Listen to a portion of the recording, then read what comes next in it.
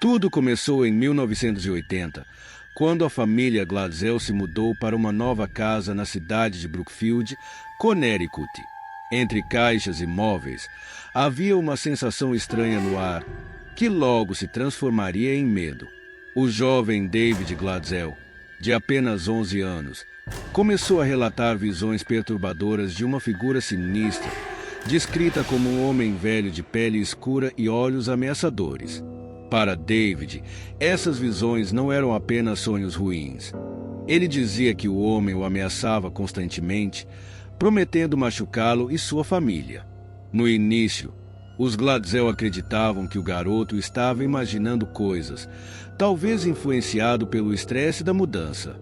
Contudo, quando David começou a demonstrar comportamentos inexplicáveis, ataques de gritos, violência repentina e murmúrios em línguas desconhecidas, o que antes parecia fantasia passou a ser uma ameaça real.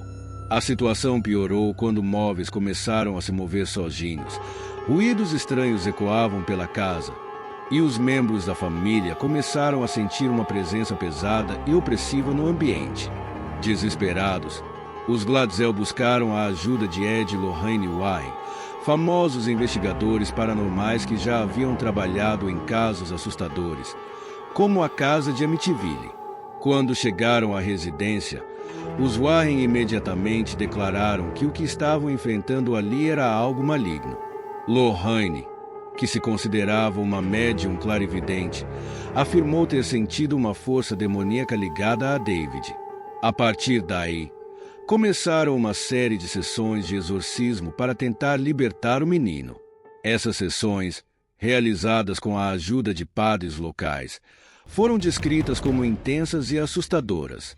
Durante os rituais, David supostamente levitava, exibia uma força sobrenatural e proferia ameaças em vozes que não eram suas. De acordo com os Warren, o menino estava possuído por nada menos que 43 demônios.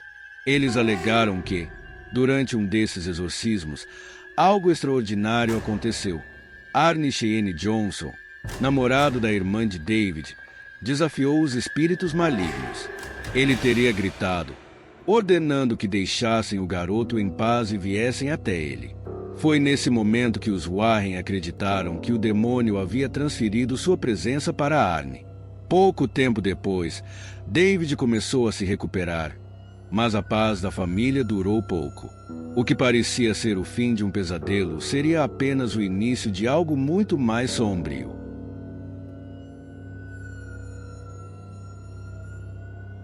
Com o exorcismo aparentemente encerrado e a melhora gradual de David, a família Glatzel acreditava que o pesadelo havia finalmente terminado.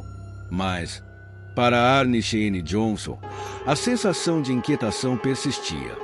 Amigos e familiares relataram que Arne havia mudado. Ele ficava mais reservado, irritadiço e, em alguns momentos, parecia falar consigo mesmo.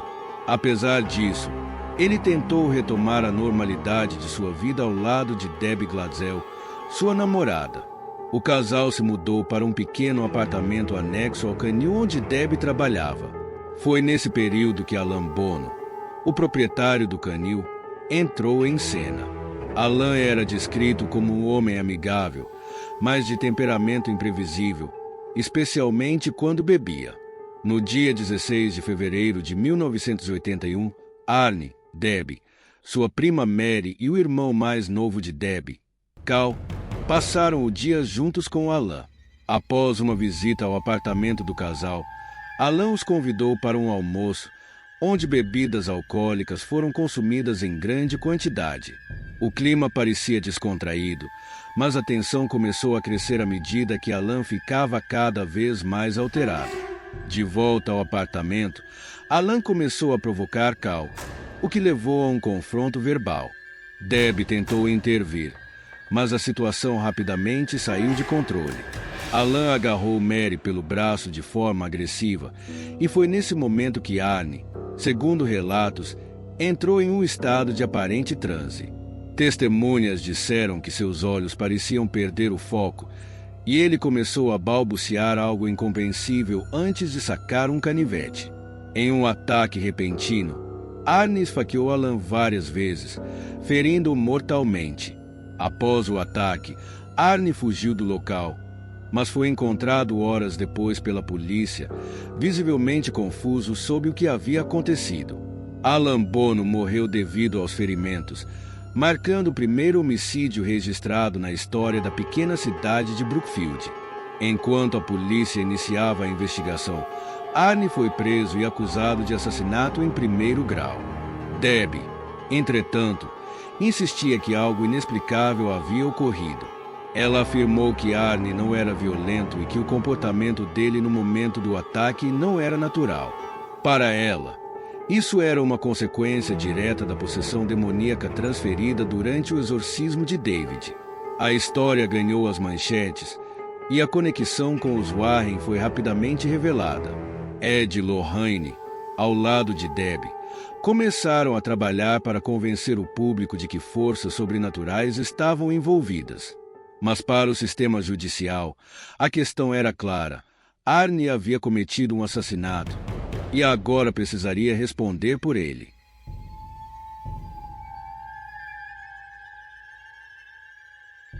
O julgamento de Arne Cheyenne Johnson, iniciado em outubro de 1981, prometia ser tão extraordinário quanto os eventos que o precederam. Sob os holofotes da mídia, a defesa de Arne chocou o tribunal ao apresentar um argumento inédito. Ele não deveria ser considerado culpado porque estava possuído por um demônio no momento do crime. Essa foi a primeira vez na história legal dos Estados Unidos que a alegação de possessão demoníaca foi usada como defesa em um caso de assassinato. Os advogados de defesa, liderados por Martin Minnella, buscaram construir um caso que vinculasse diretamente os eventos do exorcismo de David Glatzel ao comportamento de Arne no dia do assassinato. Minnella alegou que Arne havia sido vítima de uma transferência demoníaca e que, por isso, ele não estava no controle de suas ações. O advogado chegou a afirmar que havia evidências documentadas dos exorcismos e que testemunhas, incluindo Ed e Lorraine Warren, poderiam corroborar essa versão dos fatos.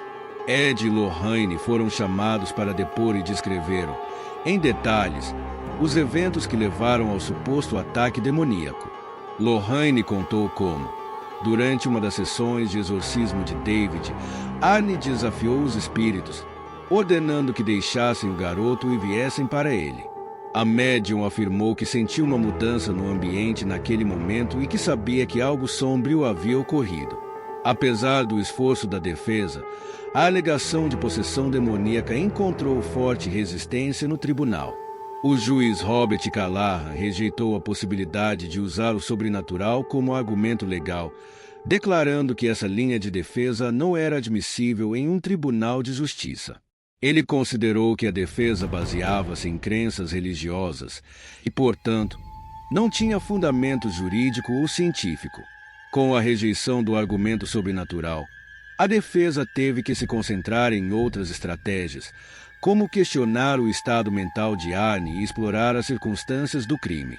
No entanto, a narrativa de possessão demoníaca já havia capturado a atenção do público, transformando o julgamento em um espetáculo midiático. Jornalistas de todo o país lotaram a sala do tribunal, e o caso foi amplamente discutido em programas de televisão e jornais, dividindo opiniões entre céticos e aqueles que acreditavam no relato dos Warren. Enquanto isso, a acusação manteve o foco no fato. Arne havia assassinado Alan Bono de maneira brutal e deveria ser responsabilizado por suas ações. Os promotores descartaram completamente a ideia de envolvimento sobrenatural, rotulando-a como uma tentativa desesperada de evitar a punição. Para eles, o caso era claro: um crime de raiva em uma situação alcoolizada, sem qualquer influência de forças além das humanas. A decisão final caberia ao júri, mas uma coisa era certa: o caso de Arne Cheyenne Johnson não era um julgamento comum. Era um confronto entre ciência e fé, entre o natural e o sobrenatural, que deixaria marcas na história legal e cultural dos Estados Unidos.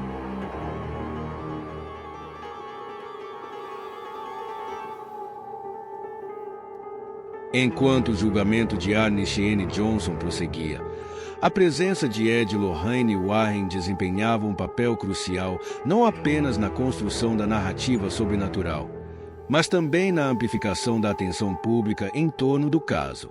Conhecidos mundialmente por suas investigações paranormais, os Warren eram figuras polêmicas. Para alguns, heróis que desvendavam mistérios além da compreensão humana. Para outros, meros charlatães que exploravam o medo e a superstição. No caso de Arne, os Warren desempenharam o papel de defensores fervorosos da teoria da possessão demoníaca. Lorraine, com sua reputação de médium clarividente, e Ed, um dos poucos demonologistas reconhecidos pela Igreja Católica, trouxeram credibilidade entre os que acreditavam no mundo espiritual. Desde o início, eles insistiram que o assassinato de Alan Bono não era um ato comum, mas o desfecho trágico de uma batalha entre forças do bem e do mal. Os Warren haviam sido contatados pela família Glatzel meses antes, durante os eventos que envolveram o exorcismo de David. Para eles, a ligação entre a possessão de David e o comportamento de Arne era evidente. Durante o julgamento, Lorraine relembrou como, no momento em que Arne desafiou o demônio, ela sentiu uma presença sombria invadir o ambiente. Segundo ela, isso era uma prova de que o jovem havia se tornado o novo alvo de uma entidade maligna. Embora sua contribuição no tribunal tenha sido limitada devido à rejeição do argumento sobrenatural, os Warren encontraram na mídia uma plataforma para divulgar suas convicções. Eles concederam entrevistas, participaram de programas de televisão e colaboraram com escritores para garantir que a história fosse contada de forma a incluir o elemento paranormal. Essa estratégia transformou o caso de Arne em um fenômeno cultural, alimentando debates públicos sobre a existência do mal sobrenatural e o papel da fé no sistema judicial. No entanto, a influência dos Warren não era isenta de críticas. Muitos especialistas em psicologia, religião e criminologia questionavam a autenticidade de suas alegações. Céticos argumentavam que os Warren se aproveitavam de casos sensíveis para promover sua marca e aumentar sua fama. No caso de Arne, críticos apontaram que as evidências apresentadas pelos demonologistas eram subjetivas e careciam de base científica. Ainda assim, sua influência sobre a opinião pública foi inegável. Para aqueles que acreditavam, os Warren ofereciam uma explicação que transcendia o mero acaso ou a violência humana. Eles representavam a esperança de que havia algo maior lutando contra as trevas invisíveis, um consolo para quem temia o desconhecido. Ao mesmo tempo, a participação dos Warren gerou uma discussão mais ampla sobre a interação entre ciência, religião e espiritualidade em casos criminais. Era possível que crenças espirituais moldassem a percepção de justiça. O caso de Arne Johnson levantava questões que iam além das paredes do tribunal, tocando em aspectos profundos da natureza humana e suas convicções. No fim, independentemente das críticas, Ed e Lorraine Warren solidificaram sua posição como peças centrais no enredo do caso. Eles transformaram o que poderia ter sido um crime local em uma história que transcendia fronteiras, alimentando tanto o fascínio quanto a controvérsia em torno do sobrenatural.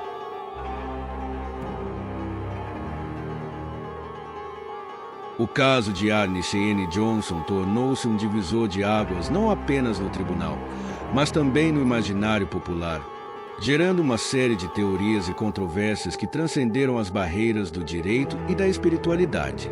À medida que o julgamento avançava, o público e especialistas de diversas áreas começaram a apresentar suas próprias interpretações sobre o que realmente aconteceu na noite em que Alan Bono foi morto. Para muitos, o caso era uma questão puramente psicológica. Psicólogos e psiquiatras sugeriram que a alegação de possessão demoníaca poderia ser explicada por condições como esquizofrenia, psicose ou um distúrbio dissociativo. Segundo essa perspectiva, Arne não estava sob controle de forças sobrenaturais, mas sim lutando contra desequilíbrios químicos e emocionais em seu cérebro. Essa teoria era reforçada pelo fato de que situações de intenso estresse, como os eventos relatados pela família Glatzel poderiam desencadear respostas mentais extremas. Por outro lado, teólogos e religiosos que acreditavam na possibilidade de possessão demoníaca argumentavam que havia elementos no caso que não podiam ser explicados apenas pela ciência. A conexão direta entre o exorcismo de David Glatzel e o comportamento de Arne foi vista por muitos como uma evidência de que forças malignas estavam, de fato, em ação. Para esses indivíduos, o caso de Arne era uma prova de que o mal podia se manifestar de maneiras tangíveis e perigosas, desafiando as fronteiras do entendimento humano. Além disso, surgiram teorias que questionavam a autenticidade dos relatos de possessão. Alguns críticos sugeriram que a defesa de Arne e a participação de Ed e Lorraine Warren foram, em parte, uma tentativa deliberada de explorar o caso para ganho pessoal ou midiático.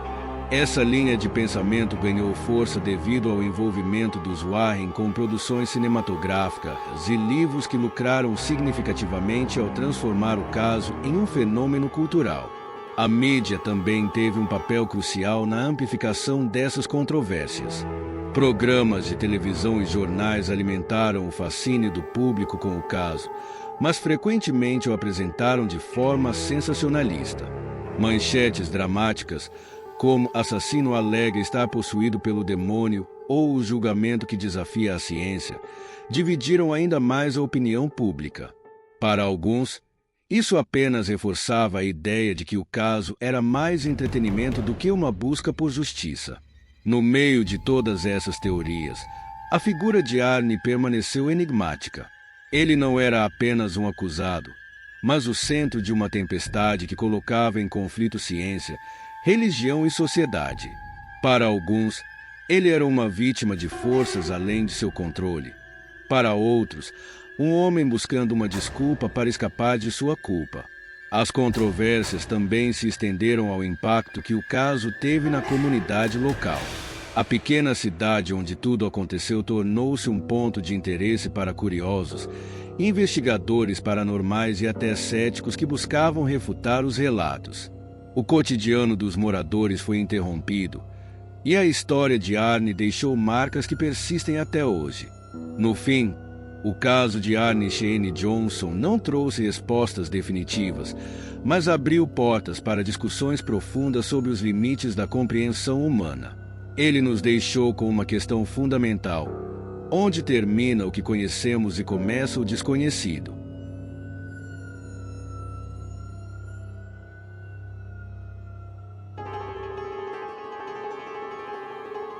O caso de Arne Cheyenne Johnson não foi apenas um evento isolado. Ele deixou um legado que reverbera até os dias de hoje. Décadas após o julgamento, sua história continua a ser um ponto de partida para discussões sobre o sobrenatural, a justiça e os limites do entendimento humano. O caso do demônio que me obrigou se tornou uma das narrativas mais emblemáticas do confronto entre ciência e espiritualidade, provocando reflexões que vão muito além dos detalhes do crime em si. Uma das principais heranças do caso é seu impacto cultural. O envolvimento de Ed e Lorraine Warren, somado à cobertura midiática intensa, transformou a história de Arne em um fenômeno global. Filmes, livros e documentários se debruçaram sobre o julgamento, explorando desde o lado místico até as controvérsias legais. Entre esses materiais, destaca-se o filme Invocação do Mal 3, A Ordem do Demônio, que levou a história para uma nova geração, garantindo que ela continuasse a ser discutida em diferentes contextos culturais. Do ponto de vista jurídico, o caso marcou uma tentativa inédita, ainda que mal sucedida, de usar a possessão demoníaca como defesa em um tribunal norte-americano. Embora a argumentação sobrenatural tenha sido rejeitada, ela levantou questões importantes sobre a influência de crenças pessoais no sistema de justiça. O caso evidenciou os desafios de equilibrar fé e ciência em um ambiente que, por natureza, exige provas concretas. Além disso, o caso trouxe à tona debates sobre saúde mental e religião. Para alguns especialistas, Ele foi um exemplo claro de como condições psicológicas podem ser mal interpretadas como fenômenos sobrenaturais. Para outros, foi uma oportunidade de reafirmar a importância de levar em conta as crenças espirituais no contexto de situações extremas. O caso estimulou diálogos entre psicólogos, teólogos e sociólogos, ampliando a compreensão sobre como esses campos interagem. Na esfera pessoal, o impacto do caso foi igualmente profundo. A vida de Arne Shane Johnson mudou para sempre, assim como a de sua família e da família Glatzel. Após cumprir sua sentença, Arne evitou os holofotes, mas sua história permaneceu gravada na memória coletiva. Para muitos, ele representa uma figura trágica, capturada em um turbilhão de forças, sejam elas internas, externas ou de outra dimensão. As controvérsias em torno dos Warren também fazem parte do legado. Para os crentes, o casal continua sendo uma fonte de inspiração e coragem frente ao desconhecido. Para os céticos, sua participação no caso de Arne foi mais uma prova de que suas intenções nem sempre eram puras. O debate sobre a autenticidade de suas investigações permanece vivo, alimentado por aqueles que procuram evidências concretas de suas alegações. Mais amplamente, o caso serviu para reforçar o fascínio humano pelo inexplicável. Histórias como a de Arne Shane Johnson capturam nossa imaginação porque elas habitam o limiar entre o conhecido e o desconhecido, o tangível e o intangível. Elas nos lembram de que, independentemente de nossas crenças, há partes do universo que ainda escapam à compreensão.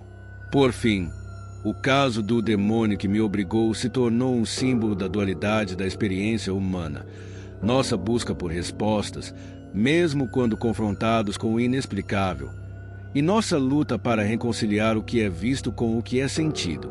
O legado de Arne é, acima de tudo, um reflexo das complexidades de nossa própria natureza, sempre oscilando entre a razão e o mistério.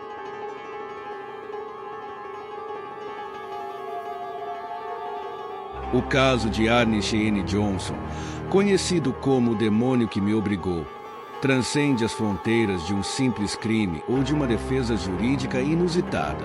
Ele nos convida a refletir sobre a complexidade da natureza humana e os mistérios que ainda desafiam nossa compreensão. Ao longo deste vídeo, exploramos os detalhes de um julgamento singular, as implicações culturais, as controvérsias em torno do sobrenatural e as perguntas que permanecem sem resposta. Esse caso nos lembra que, independentemente de nossas crenças, existem histórias que nos forçam a olhar além da superfície. Para alguns, ele é uma prova de que forças invisíveis podem influenciar nossas vidas. Para outros, ele é um lembrete das fragilidades humanas e do impacto que nossas crenças podem ter sobre nossas escolhas. Mas, acima de tudo, ele nos leva a perguntar: até onde estamos dispostos a ir para buscar a verdade? Agora, queremos saber a sua opinião. Você acredita que Arne Shane Johnson foi vítima de uma possessão demoníaca, ou que este caso reflete apenas aspectos psicológicos e jurídicos de um crime brutal? O que essa história diz sobre nossa necessidade de compreender o inexplicável? Deixe suas reflexões nos comentários abaixo. Se você gostou deste vídeo e quer explorar mais histórias misteriosas e intrigantes, não se esqueça de curtir, se inscrever no canal e ativar o sininho para receber notificações. Estamos apenas começando a explorar o vasto universo do desconhecido, e sua participação é fundamental para continuarmos essa jornada juntos. Lembre-se, o mundo é cheio de histórias que desafiam a lógica, e este caso é apenas um dos muitos que nos fazem questionar os limites entre o real e o sobrenatural. Até o próximo vídeo, onde continuaremos desvendando os segredos que o mundo esconde. Até o próximo vídeo.